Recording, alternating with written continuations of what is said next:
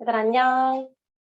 자, 쌤 이름은 이다겸이고 이제 화학이랑 생물 담당하고 있습니다. 오늘 아쉽게도 쌤이 이제 그 코로나 확진을 판정을 받아가지고 격리가 되는 바람에 이제 3월 달 첫 수업을 못 듣게 됐는데 오늘 수업은 이제 영상으로 대체가 될 거고요. 다음 주부터 이제 선생님이랑 실제로 만나서 수업을 하도록 하겠습니다.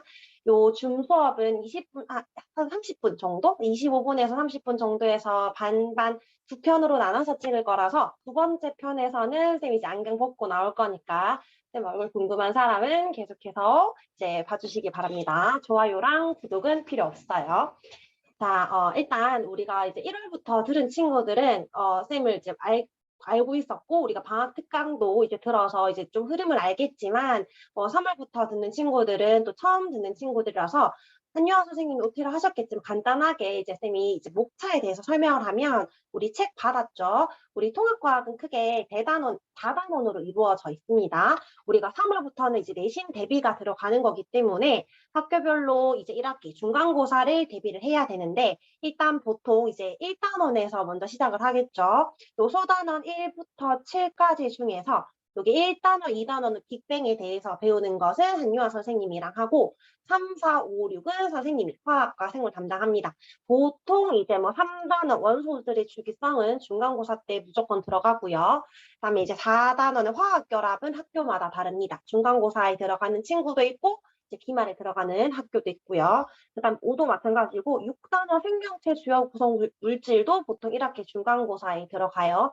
그래서 학교별로 다르게 나갈 거지만 일단 오늘은 원소들의 주기성은 다 같이 공통으로 들어가기 때문에 이제 요 수업으로 진행을 할 거고 다행히도 우리가 1월, 2월 달에 한번 화학을 한번 훑었어요. 그래서 들었던 친구들 아니면 화학원을 선행했던 친구들은 오늘 내용이 크게 어렵지 않습니다. 그런데 한 번도 과학을 들어본 적이 없거나 이제 따로 이제 고등과학에 대해서 선행을 하지 않은 친구들은 조금 처음부터 보는 거니까 열심히 들으면 될 것 같고 들었던 친구들은 내가 알고 있는 거니까 스킵을 하지 말고 그러면 뭐 성장이 안 되잖아. 그치? 그러니까 내가 알고 있었던 거 더블 체크, 내가 좀 아직 알고 있지만 외우지 못했던 거나 아니면 내가 조금 이런 부분은 헷갈렸던 부분이 있었다. 그런 것들 위주로 보고 사실 내용은 어렵지 않지만 이제 문제가 개념 문제에서 이제 심화 문제로 넘어가야 되겠죠? 심화 문제를 풀 수 있을 정도로 기본기를 좀 밟아주는 시간이다 생각하면 될 것 같아요. 자, 앞에 이제 좀 서론이 길었는데 일단 오늘 수업 나가도록 하겠습니다. 자, 원소들의 주기성을 보자. 자, 여기 쌤 미리 동그라미 쳐놨는데 오늘 핵심 키워드에서 원소들의 주기성은 내용이 좀 많아서 쌤이 그 오늘과 다음 시간 이제 두 주로 나눠서 수업을 할 겁니다.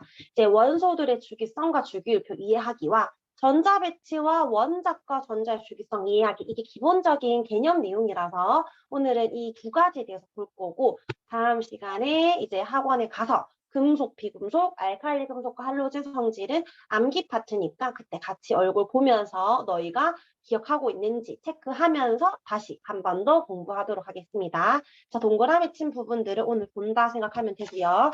자, 조금 아는 부분들을 빠르게 여기 쌤이 적을 테니까 너희도 빈칸에 따라 적으면 됩니다. 자, 우리 원소가 나왔는데 이제 우리 빅뱅을 통해서 이제 뭐 핵융합 반응을 통해서 수소나 이제 수소보다 더 무거운 헬륨 여러 가지 원소들이 만들어졌을 거야. 이러한 원소는 더 이상 다른 성분을 분해되지 않는 기본 성분을 말합니다. 성분. 자, 이런 원소가 총 118가지가 있는데 그래서 현대 주기율표 보면 118가지 원소가 표로 나와져 있죠. 우리 다 외울 필요 없고 한 2, 30개만 외우면 됩니다. 근데 그 118개의 원소는 다 자연에서 발견되었느냐? 그건 아니고 자연에서 만들어진 것도 있지만 한 20여 가지는 사람들이 뭐 과학자들이 인위적으로 만들었다라고 생각하면 됩니다. 자, 그럼 원소는 대부분의 물질을 이루고 있다. OX, X지 대부분이 아니라 모든 물질은 원소로 이루어져 있습니다. 한 가지 원소로 이루어진 물질도 있지만 여러 가지 몇 가지 원소로 이루어진 물질도 있죠. 물, 수소랑 산소로 이루어져 있잖아. 맞지? 그래서 이제 두 개 이상의 다른 원소들이 모여있는 순물질을 우리가 화합물이라고 하고 한 가지 물질로 이루어져 있는 것을 순물질이라고 합니다. 자, 그렇게 순물질과 화합물 구분하고요. 자, 그다음 원소는 물질을 이루는 기본 성분이고, 그다음에 물질을 이루는 기본 입자를 뭐라 한다? 이거를 원자라고 합니다. 원소와 원자 구분을 하기. 자, 그다음 성질을 가지면서 그 물질을 구성하는 최소의 단위체가 뭐다? 이게 분자가 되겠죠. 자, 예를 들어서 물이라는 분자가 있어요. 자, 물 분자 화학식은 H2O. 자, 그럼 여기 4H2O다. 분자의 개수 몇 개? 4개가 되겠지. 자, 근데 분자를 이루고 있는 이 H2O 안에 원자의 개수는 몇 개? 자, 원자는 3개죠. 자, 그러니까 3원자 분자입니다. 원자가 3개로 이루어진 하나의 물 분자인데 원소의 종류는 몇 종류다? 수소와 산소 2가지밖에 없으니까 2종류로 이루어져 있는 물 분자다. 자, 원소는 어떤 성분, 종류를 말하는 거고 원자는 개수를 말하는 겁니다. 이런 기본적인 단어는 구분을 하고 갈게요. 자, 그다음에 우리 주변의 원소. 이거 순서대로 외우는 거 쌤이랑 방학 때 했었죠. 생명체는 탄산소가 아니라 산탄소로 이루어져 있다. 그다음에 금속과 비금속 원소로 이루어져 있는 것도 한번 읽어보시기 바랍니다. 뒷장 넘어갈게요. 자, 이제 우리가 외우고자 하는 거는 뭐냐면 이 현대 주기율표야. 지금 여기 1번부터 해서 118번까지 있죠. 이거 다 외우는 거 아니고 보통 우리 중학교 때 몇 번까지 외웠어? 20번까지 외웠어. 방학 때 쌤이랑 주기율표 외우는 거 했었죠. 다시 한 번 더 할 겁니다. 주기율표는 20번까지는 순서대로 외우고 있어야 한다. 자, 이때 우리 주기율표에서 가로줄을 뭐라고 부른다? 가로줄을 주기라 불렀고 세로줄을 조기라 불렀는데 가로줄은 1주기부터 7주기까지 있고요. 세로줄은 1쪽부터 해서 18쪽까지 있다라고 했습니다. 이때 18쪽 얘들의 별명이 있었어요. 별명이 뭐였어? 얘들은 모든 원소들의 원업이 얘들처럼 되고 싶다 했잖아. 18쪽은 가장 안정한 상태, 움직이지 않아서 비활성 상태라고 했고 얘들 헬륨이라든지 네온, 아르곤 다 기체라서 비활성 기체라고 한다 했습니다. 18쪽을 비활성 기체라고 한다. 자, 요거는 기억하고 있죠? 7주기 18쪽 원소가 있다. 자, 근데 우리가 이 주기율표를 보면 원소들을 쭉 나열을 했을 거잖아. 근데 무슨 순으로 나열을 했냐면 얘는 원자 번호 순으로 나열을 한 거야. 그런데 왜 예쁜 직사각형이 아니고 이렇게 삐뚤삐뚤한 사각형일까? 라고 물은 적 있죠. 왜 그렇다? 자, 이거를 나타낼 때 얘들끼리, 이 원소들끼리도 이제 그룹, 자기들끼리 짝을 지어서 성질이 비슷한 원소들이 있었는데 그것을 세로줄로 나열했기 때문이다라고 했었죠. 자, 헬륨은 네온과 아르곤끼리 성질이 비슷하고 그다음에 플로리는 염소, 브롬이 얘들끼리 성질이 비슷한 거야. 그래서 원자 번호를 쭉 나열은 했지만 세로줄끼리 성질이 비슷한 원소를 나열하다 보니까 이렇게 이제 좀 해괴망측한 사각형이 나왔다라고 했습니다. 자, 그럼 여기 주기율을 볼게요. 주기율이란 우리가 주기적으로 일요일이 찾아오고 이제 델타로 와야 되는 것처럼 주기율은 원소를 원자 번호 순으로 나열했을 때 화학적 성질이 비슷한 원소가 어떤 주기적으로 나타나는 성질을 주기율이라고 합니다. 그렇게 주기율이 나타나는 표를 주기율표라고 하겠죠. 그러니까 주기율표는 원소들을 원자 번호 순으로 배열을 했을 때 원자량 아닙니다. 원자 번호 순으로 배열했을 때 화학적 성질이 비슷한 원소가 어떤 줄에 오도록 세로줄에 오도록 배열한 표를 주기율표라고 합니다. 자, 이때 가로줄을 주기라 한다 했는데 7주기까지 있다 했고요. 그 다음에 세로줄을 조기라고 한다 했는데 18쪽까지 있다라고 했습니다. 자, 이때 같은 세로줄끼리는 무엇이 비슷하다? 화학적 성질이 비슷하다라고 했고 단 조심해야 되는 거. 누구는 제외해야 되냐면 자, 여기 1쪽 보면 쌤이 술이 떨어진다, 알코올이 떨어진다, 수리나카라고 했었지. 수리나카까지는 외워야 되는데 자, 리나카는 금속인데 수소는 비금속이잖아. 그래서 일쪽끼리는 성질이 비슷하지만 수소 제외하고 얘들끼리 비슷합니다. 수소는 제외. 자, 그러면 칼륨과 칼슘은 보자. 여기 칼륨, 칼슘은 여기 4주기라고 되어 있죠. 자, 그러면 이때 몇 개의 전자 껍질을 가지냐? 자, 쌤이랑 방학했던 친구들은 좀 이해가 될 텐데 같은 주기, 같은 가로줄에 있는 친구들은 전자 껍질 수가 같습니다. 그 다음에 같은 세로줄, 같은 족끼리는 원자과 전자수가 같다고 했어요. 자, 원자과 전자수는 뭐였지? 체외각 전자수와 같은 말인데 가장 마지막 껍질에 있는 전자의 개수이면서 플러스 어디에 무슨 결합에 참여하는 전자수? 화학 결합에 참여하는 전자수를 의미하는 게 원자과 전자수라고 했습니다. 자, 그럼 우리가 알고 있다면 이걸 바로 했을 텐데 일단은 이제 전자 껍질과 원자과 전자를 모르는 친구들도 있으니까 한번 뒤에부터 먼저 하고 다시 돌아오도록 하겠습니다. 자, 일단은 주기율표에서 금속은 주로 왼쪽이고 비금속은 오른쪽에 있어요. 자, 여기 보면 색깔 보이지, 얘들아? 수소는 지금 비금속이야. 나머지는 저기 1쪽부터 해서 여기 13쪽 요까지는 다 금속입니다. 금속이 대부분이지? 주기율표에서 대부분은 금속이야. 가운데와 왼쪽을 차지하고요. 그 다음에 비금속이 이제 오른쪽 편에 여기 있습니다. 그리고 수소는 특이하게도 왼쪽에 1쪽이 있어요. 그 다음에 그 사이에 이렇게 계단 형태 얘들은 금속과 비금속의 중간 성질을 가지는 준금속이라고 하는데 학교에서 준금속을 배우지 않는다. 어떻게 공부하라 했지? 자, 비금속이라고 기억을 하라 했습니다. 비금속인데 이제 어떤 특정 조건일 때 금속 성질에 준한다. 라고 해서 준금속입니다. 마치 우승은 하지 못했고 준우승했는 것처럼 금속에 준한다라고 해서 준금속입니다. 자, 이 주기율표의 금속은 왼쪽, 비금속은 오른쪽에 있는데 특징은 다음 시간에 보고 이런 주기율표의 원소들이 어떻게 배열되어 있는지를 이제 보려고 합니다. 자, 그러면 쭉쭉쭉 넘어가서 일단 뒷장 넘겨보세요. 전형원소와 전이원소. 여기 보면 우리는 여기 그 화학적 성질이 비슷한 원소를 볼 건데 아까 보면 1쪽과 2쪽, 그다음 여기가 바로 13쪽에서 18쪽이란 말이야. 그러니까 우리는 얘들은 화학적 성질이 어떤 자기들끼리 비슷하지 이렇게 쭉 나열을 했을 때 주기적으로 찾아오지 않아. 그래서 우리는 우리 여기 가로주 1주기, 2주기, 자 여기 잠깐 보면 1주기, 2주기, 3주기, 4주기까지만 공부하면 된다라고 했었죠. 여기 자, 수소부터 헬륨, 리튬, 베릴륨, 붕소, 탄소, 질소, 산소, 플로린, 네온, 나트륨부터 아르곤, 그 다음에 여기 칼륨, 칼슘까지니까 결국 중간에 3쪽부터 12쪽 공부하지 않아. 그래서 얘들 중간에를 그냥 합쳤다라고 생각을 하고 우리는 1쪽, 2쪽, 13쪽 바로 넘어가서 공부합니다. 14, 15, 16, 17, 18쪽 이렇게 공부를 할 거예요. 3에서 12족은 중간에 있는 것들은 걸러내고 붙여가지고 얘들만 약식으로 주기 봅니다. 그러니까 1주기에 있는 원소수가 총 몇 개야? 2개고 2주기는 총 8개지. 3주기도 8개입니다.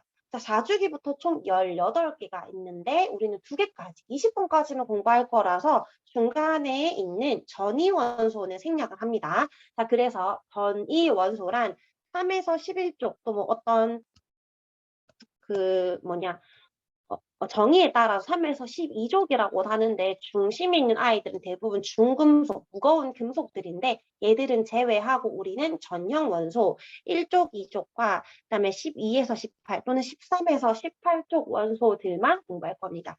얘들이 이제 화학적 성질이 이제 족에 따라서 같은 족끼리 유사하기 때문에 얘들만 공부한다라고 생각하면 됩니다. 자, 그러면 뒤로 쭉쭉쭉 넘어가 볼게요. 자, 원자의 전자 배치 보겠습니다.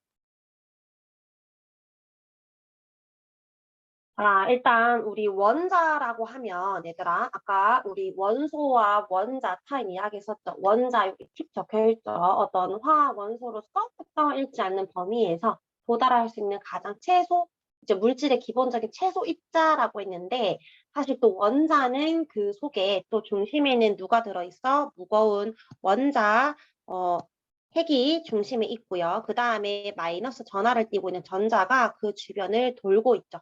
근데 또 원자 핵은 플러스를 띠는데 그 이유가 양성자가 있고 그 다음에 어떤 질량을 차지하는 아무 전하를 띠지 않는 중성자가 있다라고 했어요. 근데 이때 이 양성자의 개수와 전자의 개수는 항상 같아서 원자는 전기적으로 뭐다? 중성으로 이루어져 있다. 자, 그러니까 자, 우리가 수소는 원자 번호 1번이지 양성자가 1개면 전자도 1개가 돌고 있습니다. 그런데 칼슘은 자, 칼슘은 원자 번호가 20번이야. 그 말은 양성자가 여기 플러스 입자가 20개가 있다라는 거야. 근데 중성자는 알 수 없습니다. 뭐 개수에 따라 다를 수 있어. 그냥 무거워진다, 가벼워진다 의미지. 근데 양성자가 20개 있어서 원자 번호가 20번인데 그러면 전자도 몇 개 있다? 얘들도 20개가 있는 거야. 20개가 그 주변을 돌고 있으니까 양성자와 전자의 개수가 같다? 결국에는 양성자가 늘어날수록 전자수도 늘어나기 때문에 모든 원자는 전기적으로 중성입니다. 자, 구성 입자는 양성자 플러스 뛰는 입자와 그다음에 전자 마이너스 뛰는 입자가 있다. 그다음에 이 양성자는 원자 번호를 의미하는데 얘들 개수는 같고요. 중성자는 전하를 띠지 않는다라고 했어요. 자, 그래서 원자는 전기적으로 중성이고 늘 양성자와 전자수가 같기 때문에 일단 원자 번호는 뭐에 따라? 양성자 수에 따라 정해집니다. 근데 이 원자 번호가 양성자 수에 따라 정해진다 했으니 양성자 수를 알면 원자 번호를 알 수 있고 또는 원자라면 전자의 수가 똑같겠죠. 전자 수도 원자 번호를 의미합니다. 그 다음에 자, 이 전하의 양은 상대적으로 1대1이지만 질량적인 개념은 이 전자가 한 1800개는 모여야 양성자 하나의 질량과 대등하거든. 그래서 질량은 대부분 원자 핵이 차지합니다. 전자가 몇 개 더 있다라고 해서 더 무거운 게 아니야. 예를 들어서 마그네슘 이온이 되었어. 이거는 전자 2개가 날아간 거지. 그러면 가벼워졌다라고 할 수 있다 없다? 없다. 자, 쌤 머리카락이 2개 빠졌다고 해서 쌤이 살 빠졌다? 그런 거 아니라고 했죠? 그러니까 전자 개수가 달라진 것은 의미가 없어요. 양성자와 중성자의 개수로 우리는 질량수를 이제 보는 거고요. 그 다음에 그렇다고 해서 질량이 원자핵이 대부분 차지한다라고 해서 내부까지도 원자핵이 가득 차 있는 건 아니고 이게 원자라고 하면 원자핵은 정말 전보다 더 작은 엄청 작은 크기는 더 작은 상태라는 거지. 마치 우리가 축구 경기장에서 뭐 개미나 축구공 정도가 원자핵이라고 하잖아요. 그러니까 대부분 빈 공간이고 전자는 그러면 축구공이나 개미에 붙어 있는 먼지 정도라고 생각하면 됩니다. 텅 비어있는 공간을 의미합니다. 자, 그 다음에 원소의 표시 방법. 자, 우리가 어떤 원소의 표시 방법에서 왼쪽 아래쪽에 원자 번호를 의미하고 왼쪽 위에 질량수를 의미하는데 질량수는 양성자와 중성자만 보면 되지 전자는 더하는 것이 아니라고 했습니다. 무시하기 때문에. 자, 그럼 여기에 나트륨이 11번이고 질량수가 23이다. 양성자 몇 개다? 원자 번호 11개니까 양성자 11, 전자도 11. 중성자는 여기 양성자 개수에다가 더해서 질량수가 나오는 거니까 항상 빼야 됩니다. 위에서 아래로 빼야 중성자 수. 그래서 12가 된다. 자, 오른쪽에 자, Z를 구성하는 입자인데 전자수와 중성자수 알려줬어요. 자, 원소 표시해볼까?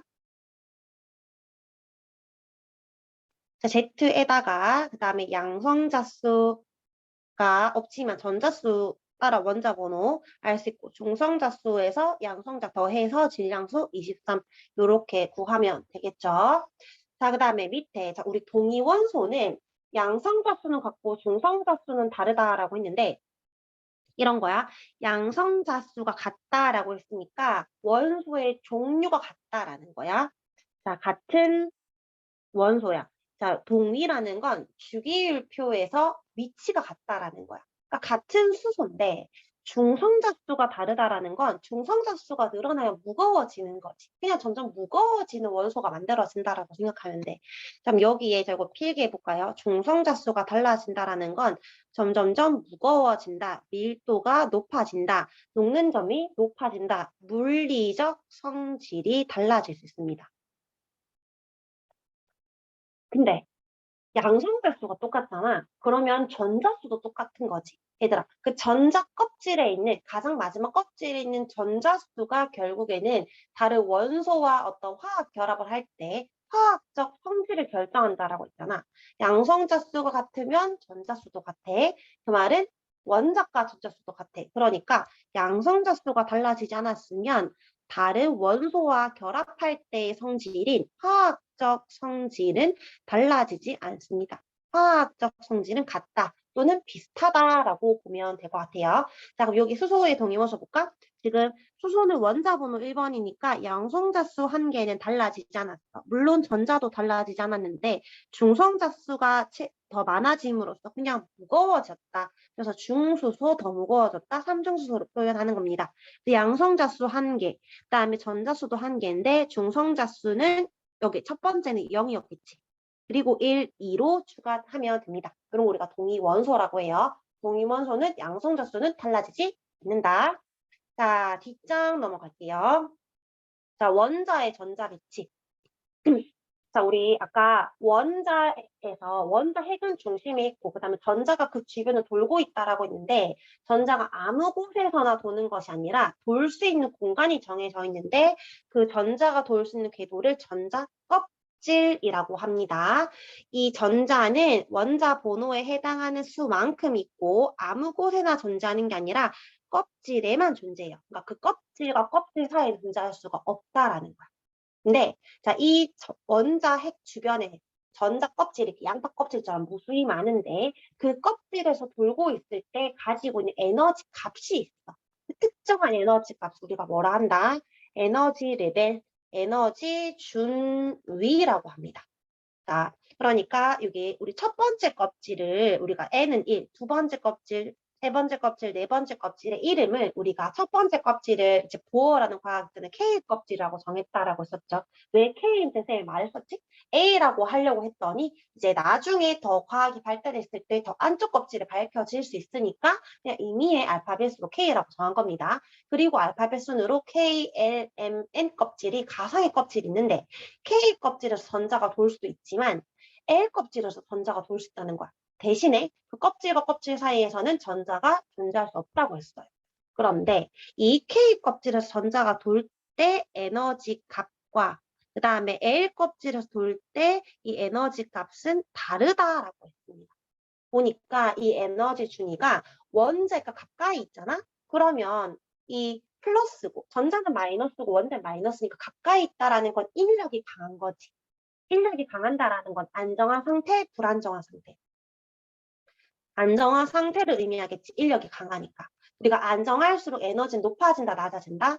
낮아진다 했기 때문에 에너지 준위는 낮고 멀어질수록 불안정한 상태입니다.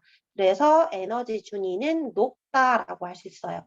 즉 원자에 가까운 껍질 K부터 L, M, N으로 붙였을 때 또는 이 주 양자수가 1인 껍질, 2인 껍질로 라고 할 때 이 양자수 n이 커질수록 값은 증가합니다. 근데 여기 보면 실제로 마이너스 1310 이런 거는 이제 뭐 몰라도 되지만 학교에서 배우지 않는다면 쌤이 예를 들어서 설명을 해볼게. 예를 들어서 첫 번째 껍질을 했을 때 에너지 준위가 0이었어. 그럼 두 번째 껍질은 0보다 크겠지. 그래서 한 뭐 50이 됐어. 근데 세 번째 껍질은 더 에너지 값이 높아질 거란 말이야. 한 80이 되고 네 번째는 90, 다섯 번째는 95라고 해보자.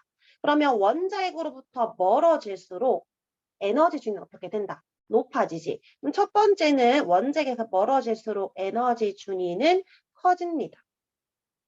자, 근데 얘들 에너지 간격 봐봐. 쌤이 임의로 그렸지만 50, 80, 90, 50은 간격이 일정한 게 아니지. 간격은 어떻게 된다? 이 에너지 간격은 좁아집니다.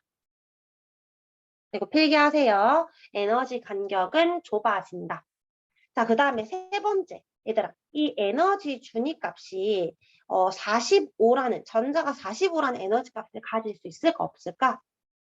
없겠지. 첫 번째 껍질을 돌 때는 0이었는데, 두 번째 껍질을 돌 때는 50이라 했잖아. 그러니까 0을 가지거나 50을 가지거나 80을 가지는 거지, 그 사이 값은 없지. 에너지는 껍질 사이에 존재할 수 없기 때문에 50, 80, 90 이런 식으로 단계적으로 가졌단 말이야. 계단 형태지 어떤 사선 형태로 이제 모든 연속적인 값은 못 가져요. 그러니까 에너지의 준위는 어떻다? 연속적이다가 아니라 불연속적이다라고 할 수 있습니다. 그래서 이 세 가지의 특징이 있어요. 그리고 이 에너지 준위를 가질 때 얘들이 첫 번째 껍질에서 돌고 있을 때는 절대 에너지 값이 달라지지 않아. 두 번째 껍질에서 돌고 있을 때도 에너지 값은 달라지지 않는데 이 껍질이 만약에 K에서 L로 가거나 A에서 K로 내려올 때 에너지에서 그 전자가 이동할 때, 전자가 전이할 때만 에너지를 흡수하거나 방출합니다. 알겠죠? 이 그 껍질에 있을 때는 에너지 값이 달라지지 않습니다. 자, 그 다음 밑에 전자 배치의 원리. 자, 그래서 원자 핵 주변에 전자들이 존재하는데 아무 데서나 존재하지 않고 전자 껍질에서만 존재한다라고 했어. 그래서 결론은 어떻게 전자 배치가 형성이 되냐? 안쪽 껍질부터 채워집니다. 안정해지기 위해서 이런 걸 싸움의 원리라고 하는데 안쪽부터 채워져. 그런데 첫 번째만 예외적으로 2개까지밖에 못 가지고 나머지는 최대 8개까지 가져요. 자, 그러니까 만약에 리튬이다. 그러면 얘는 원자 번호 3번이니까 자, 전자도 3개 있어야 되겠지. 그래서 껍질에서만 전자가 존재할 수 있는데 안쪽 껍질에 있고 싶다고 해서 다 3개가 들어갈 수 있는 게 아니라 첫 번째 껍질에는 2개가 최대라는 거야. 그럼 나머지 한 개는 어쩔 수 없이 두 번째 껍질에 존재할 수밖에 없다라는 거야. 자, 그러면 여기 11번인 나트륨을 그려볼까? 나트륨은 그러면 얘는 껍질이 총 몇 개가 필요할까? 적어도 자, 얘는 첫 번째 껍질에 최대 2개, 그 다음에 두 번째 껍질에 최대 8개니까 11개의 전자는 두 번째 껍질 안에 다 들어갈 수가 없고 세 번째 껍질에 전자 1개 들어갈 수 있겠죠. 안쪽부터 채워지니까 최대 8개를 초과할 수 없다라는 겁니다. 이렇게 안쪽부터 채워져야 하는데 만약에 얘들아, 여기 첫 번째 껍질에 전자가 2개야. 두 번째 껍질에 7개야. 세 번째 껍질에 2개입니다. 자, 그러면 얘도 똑같이 전자는 11개지만 얘는 안정한 상태라고 할 수 있어? 없지. 두 번째 껍질이 8개를 채우고 올라가야 되잖아. 그러니까 이거는 바닥 상태부터 채우고 올라가야 되는데 지금 들뜬 상태니까 얘는 불안정한 상태입니다. 이런 거 우리가 들뜬 상태라고 하고요. 바닥부터 채워 올라갈 상태, 이런 거 우리가 안정한 상태, 바닥 상태라고 합니다. 그래서 항상 바닥 상태로 전자 배치를 걸어야 한다. 자, 그럼 잠깐 퀴즈 내볼까? 그러면 얘들아, 여기 지금 11번 나트륨은 첫 번째, 두 번째, 세 번째 껍질까지 있으니까 얘는 주기율표에서 몇 주기 원소일까? 얘는 껍질이 3개니까 3주기 원소겠죠? 3주기고 1족 원소다. 요렇게도 알 수 있겠네요. 자, 뒷점 넘어갑니다. 자, 이제 옥텟 규칙 봅시다. 아, 그러면 전자는 이 양성자 수만큼 있는데 껍질에서밖에 존재할 수 없어. 근데 안쪽부터 채워야 안정해지는데 첫 번째 껍질을 2개까지밖에 못 채우고 그 다음부터는 8개씩밖에 못 채운다라고 했으니 점점점 껍질이 늘어날 거고 그 껍질은 전자수도 1개씩 늘어나겠죠. 자, 그럼 여기에 수소를 보세요. 껍질이 1개일 거고 그 다음에 헬륨도 껍질은 1개입니다. 자, 그 다음에 여기 리튬부터는 원자 번호 3번이니까 전자 3개니까 어쩔 수 없이 껍질 2개밖에 안 되겠죠. 1개씩 쭉 채우다가 네온은 첫 번째 껍질 2개, 두 번째 껍질 8개 들어갔습니다. 그러면 네온까지는 두 번째 껍질을 가지지만 나트륨은 이제 세 번째 껍질에 전자 1개 들어가야 되겠지. 자, 그 다음에 쭉 갑니다. 아, 보니까 봐봐 얘들아 1주기 원소는 껍질 수도 1개고 3주기 원소는 껍질 수도 3개야. 같은 주기, 같은 가로줄이면 전자 껍질 수의 개수도 어떻다? 같다. 가로줄의 의미가 뭐다? 전자 껍질 수가 같다라는 걸 알 수 있지. 자, 규칙성 하나 봤고요. 자, 세로줄 우리가 족이라고 했는데 그럼 세로줄끼리는 뭐가 똑같냐? 자, 수소는 가장 마지막 껍질에 전자 1개, 리튬도 1개, 나트륨도 1개입니다. 자, 2족 원소는 가장 마지막 껍질에 전자 2개, 마그네슘도 2, 8, 2로 2개지. 가장 마지막 껍질에 있는 체외곽 전자수가 같아요. 자, 체외곽 전자수. 자, 여기 1족 원소는 체외 전자수 1개. 자, 그러면 13족 원소는 13개가 아니라 족의 끝자리, 족의 1의 자리 따라서 3개. 그러면 17쪽은 족의 끝자리가 7개, 18쪽은 족의 끝자리가 8이니까 가장 마지막 껍질은 8개입니다. 물론 헬륨은 예외겠지. 2개고 나머지는 두 번째 껍질부터는 8개가 채워집니다. 자, 그런데 이때 원자과 전자수는 무엇을 의미하냐면 가장 바깥 껍질에 있는 전자, 체외곽 전자에서 화학 결합에 참여하는 전자를 의미해요. 자, 이때 자 봐봐. 우리가 옥텟 규칙이라는 건 뭐냐면, 자, 여기 항상 우리는 18쪽 원소를 뭘 안다 했어? 비활성 기체라고 했지. 비활성 기체, 안정화 상태. 얘들은 이미 가장 바깥에 가득 차 있어. 그러니까 얘들은 안정화 상태이기 때문에 누군가와 결합하려고 하잖아. 굉장히 안정화 상태니까 가장 바깥 껍질에 전자는 존재하지만 화학 결합에 참여할 전자는 없어요. 그러니까 원자과 전자수는 몇 개다?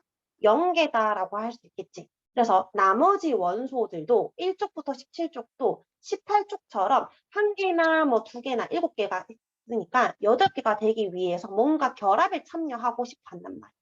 그래서 화학 결합에 참여할 수 있는 전자를 원자과 전자를 하기 때문에 얘들은 그냥 체외각 전자가 곧 원자과 전자수입니다. 그래서 1, 2, 3, 4, 5, 6, 7까지는 체외각 전자이면서 원자과 전자수인데 18쪽만 체외각 전자수는 8. 근데 원자과 전자수는 0이라고 합니다. 알겠죠? 자, 그래서 이렇게 이제 18쪽처럼 이제 뭔가 전자 배치를 가지려고 하는 경향을 옥텟, 옥텟이 우리 옥토푸스, 문어, 또 다리가 8개 있잖아. 그러니까 옥타브도 이렇게 도레미파솔라시도 8개가 있죠. 옥트의 의미가 8의 의미인데 마지막 껍질에 8개가 되고 싶은 규칙 옥텟 규칙이라고 합니다. 그럼 여기 가로줄은 얘들아 규칙성이 뭐다? 같은 줄은 주기가 같다? 껍질이 똑같고 같은 세로줄, 족이 똑같다라는 건 체외각 전자수 또는 원자과 전자수가 같다라는 것을 의미합니다. 자, 그럼 여기 1번에 적어볼게요. 같은 주기 원소들은 뭐가 똑같다? 전자, 껍질 수가 똑같고요. 그다음에 동족, 같은 세로줄 원소들은 뭐가 똑같다? 원자과 전자수가 똑같다. 자, 근데 조개 1자릿수, 그러니까 17쪽이면 17개가 아니라 7개로 원자과 전자수가 똑같다 했죠. 그러면 원자과 전자수가 같다라는 건 즉 무엇이 같다? 화학적 성질이 같으니 동일 원소나 화학적 성질이 같은 게 아니라 세로줄끼리 같다라는 거. 세로줄끼리도 화학적 성질이 비슷합니다. 이때 누구는 제외? 이제 요 1쪽에 있는 수소는 제외입니다. 얘는 비금속이니까. 그래서 수소 적어줍니다. 수소. 자, 이제 거의 다 했어요. 자, 같은 주기에서 그러면 원자과 전자수는 원자 번호가 증감에 따라 얘는 1, 2, 3, 4, 5, 6, 7이 되다가 마지막 18쪽 원소에서 얼마가 된다? 0이 됩니다. 또 밑에 1, 2, 3, 4, 5, 6, 7, 0이죠. 그러면 얘들은 원자과 전자수가 1, 2, 3, 4, 5, 6, 7, 0이 되었다가 또 1, 2, 3, 4, 5, 6, 7, 0. 계속해서 반복적으로 나타나네. 그러면 원자 번호 증감에 따라 화학적 성질을 결정하는 누가? 원자과 전자수가 주기적으로 변하니까 화학적 성질이 주기적으로 찾아오겠죠. 그래서 원소의 주기성이라는 것이 나타나는 겁니다. 자, 쌤이 이거 방학 때 강조했어요. 이거 별표 2개. 자, 이거 반드시 시험 문제에 묻습니다. 원소의 주기성이 나타나는 이유? 화학적 성질을 결정하는 반드시 수식어 적어야 하고 그러한 원자과 전자수가 주기적으로 변하기 때문이다. 이렇게 적어야 합니다. 자, 잘했고요. 자, 여기 있는 거 밑에 이제 빈칸 잠깐 스탑하고 한번 1분 정도 시간 줄 테니까 적어보세요.